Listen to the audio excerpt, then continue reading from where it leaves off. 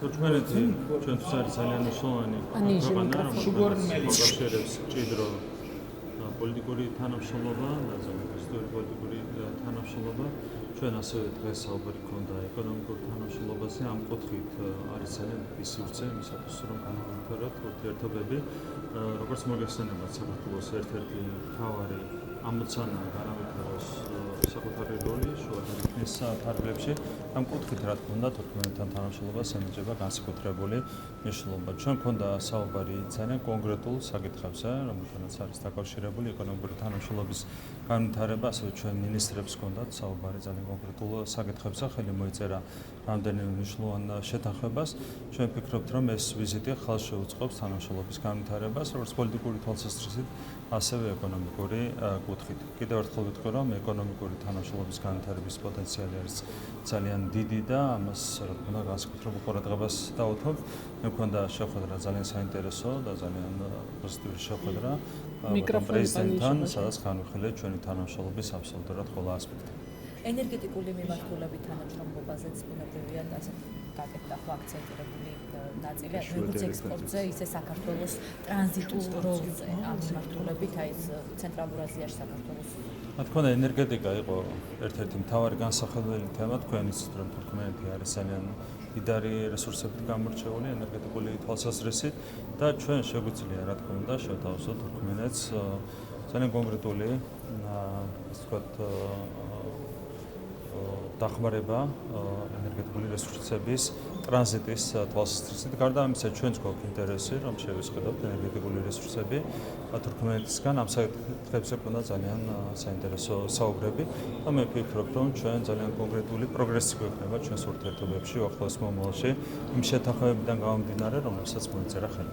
რაც შეეხება სხვა პოლიტიკურ თემებს, კითხავთ სამართლიან არჩევნებზე, ამ დრომდე არ აძლევს პროკურატურას პარალელური დათვლის შედეგებს, დამატებით ითხოვენ დროს კიდევ რამის ხომ არ მალავენ. ასევე გავრცელებს ინფორმაცია, რომ ამბობენ, რომ თანამშრომლებთან ის რაც არ გავრცელებიათ, დროს ითხოვენ და რანუ რისთვის. საქმე ლაპარაკის ნაცვლად მნიშვნელოვანია, რომ კონკრეტული ინფორმაცია მიეწოდოს პროკურატურას, იმისათვის რომ ყველაფერი გახდეს ნათელი. თქვენ გახსოვთ რა მოხდა 2020 წელს, მაშინ მან ჩაატარეს პარალელური დათვლა და გააყალბეს რეალურად დათვლის შედეგები. ახლა ვეღარ მოახერხეს დათვლის შედეგების გაყალბება, თუმცა აღარ აქვეყნებენ ამ შედეგებს. ყველაფერი ერთ დღესავით ნათელი 2020 წელსაც და 2024 წელსაც.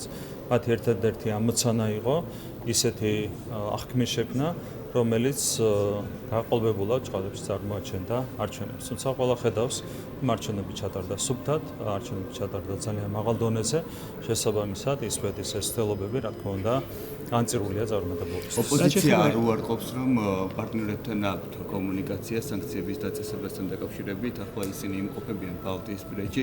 აი თქვენთვის რას ნიშნავს ზოგადად მათი განცხადება და ის რომ ისინი ახლა უცხო ქვეყანას ეთანამშრომლობიან საკუთარი ქვეყნის წინააღმდეგ, ეთანხმებიან იმ შეურაცხყოფელ განცხადებებს, რომელსაც ვისმენთ ჩვენ ბალტიისპირეთში. ეს არის სერგო ორჯონიკიძის ხაზი და მე ვფიქრობ, რომ ასეთი ქმედებები ალბათ ექცევა სისხლის სამართლის კოდექსის ნორმების ქვეშ.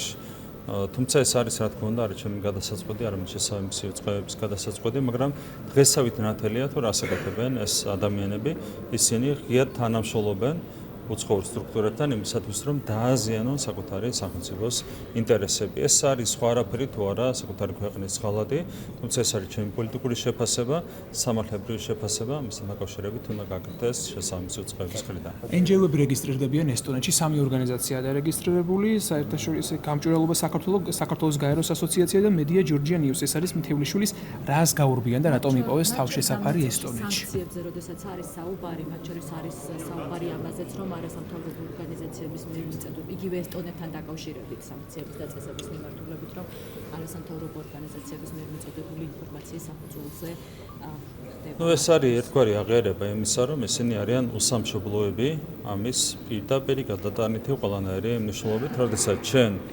რეგისტრირდები უკვე უცხოურ ორგანიზაციად და აწარმოებ რეალურად საკუთარ საქმიანობას საქართველოში. ეს ყველაფერზე თავისთავად მეტყველებს. თქვენ გახსოვთ თავის როზე, როდესაც მიიღებოდა კანონი გამჭვირვალობის შესახებ, ისინი საუბრობდნენ იმაზე, რომ არ სურდათ სტიგმატიზება და საკუთარი თავის წარმოჩენა როგორც უცხოური გავლენის აგენტებად.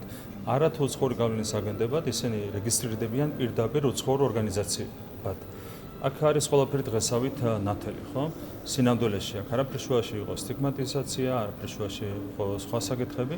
რეალურად ესენი არიან უსამშობლო ორგანიზაციები, რომელთა ერთადერთი დაკვეთა და დავალება დაუპირისპირდნენ პირდაპირ ჩვენს ეროვნულ ინტერესებს. ბატონო, მე გითხავთ მამუკა ხაზარაძესთან დაკავშირებით, ის აცხადებს, რომ ამაგრის პორტი უნდა ააშენოს ამერიკამ და ის პირდაპირ ამბობს, რომ ამერიკული ინტერესებს ემსახურება. ამ შემთხვევაში რასთან გვაქვს საქმე?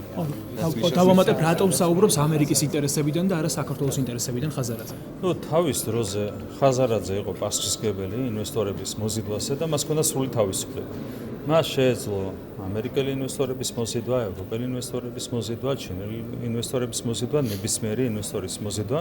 მაშინ სხვათა შორის ხაზარაძე საუბრობდა ჩინური ინვესტიციების მნიშვნელობაზე ანაკლიაში და დღეს უკვე საუბრობს იმაზე, რომ თითქოს ჩინური ინვესტიცია არის დანაშაული ჩვენი ქვეყნის წინაშე.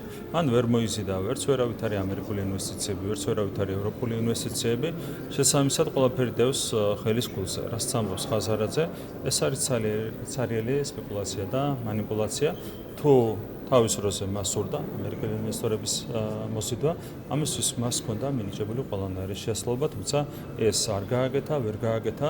დღეს მისი მხრიდან საუბარი ამერიკულ ინვესტიციებზე არის, რა თქმა უნდა, ცარიელი სპეკულაცია. მე გითხავთ ახალი საერთაშორისო პოლიტიკის კონტურებზე, იგივე თუნდაც ამერიკის შეერთებული შტატების ახალი ადმინისტრაციის პოლიტიკის გათვალისწინებით, იგივე ვეცით რომ ევროკავშირის სამიტიც იყო და იქაც იყო რაღაც გარკვეული საკითხებზე რჩევობა და ამ მიმართულებით საქართველოზე გავლენა ეს ახალი პოლიტიკის როგორ აისახება ეს ყველაფერი, ეს ცვლილებები, რომელიც მოკლედ მიმდინარეობს. ნუ ჩვენ ვაგვირდებით მოვლენების განვითარებას, როგორც ამერიკის შეერთებულ შტატებში, ასევე ევროკავშირში. ჩვენ ხედავთ, რომ არის განსხვავებული მიდგომები ახლა ამერიკის შეერთებული შტატების ახალ ადმინისტრაციაში, თუმცა ევროკავშირი არ სრულებს საკუთარ მიდგომებს, მათ შორის ომთან მიმართებით.